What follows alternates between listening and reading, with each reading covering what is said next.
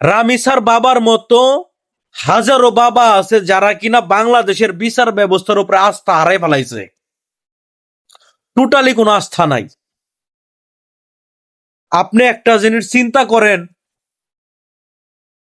কতটা কষ্ট, কতটা ক্ষোভ মনের ভিতরে থাকলে একটা বাবা বলতে পারে যে আমার সন্তানের হত্যার বিচার চাই না। আমরা কোন দেশে বসবাস করতেছি? আমার বাচ্চা, আপনার বাচ্চার যে আগামীতে যে এই ধরনের ঘটনা ঘটবে না তার কোন নিশ্চয়তা দিতে পারবে রাষ্ট্র? কেমন বিচার ব্যবস্থা এটা? কতটা কষ্ট নিয়ে এই বেচারা এই কথাগুলো বলছে। আপনি বিশ্বাস করেন ভাই, রামিসার বাবার সাথে আমরা সাধারণ জনগণ একমত।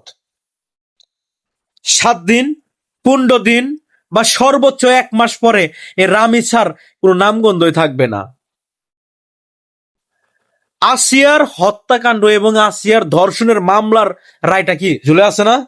এই বিচারের যদি রায়টা কার্যকর করা হতো, শাহবাগ মোড়ের জনসম্মুখে যদি এই রায়টা কার্যকর করা হতো, তাহলে কোনো অপরাধী ধর্ষণ বলেন, হত্যা বলেন, তাদের করার আগে অন্তত 10 বার তারা চিন্তা করত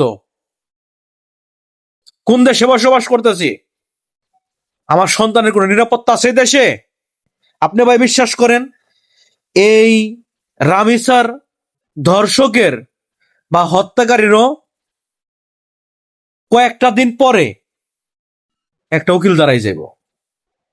বিশ্বাস করেন ভাই, একটা উকিল দাঁড়াই যাইব, এই হারামের বাচ্চা টাকার কাছে বিক্রি হয়ে যাইব। বিশ্বাস নয় আপনারা দেখেন, লেখা রাখেন।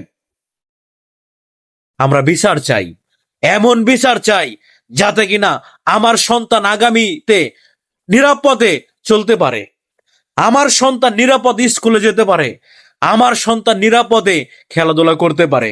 এমন নিশ্চয়তা আমরা চাই, এমন নিশ্চয়তা আমাদেরকে দিতে হবে।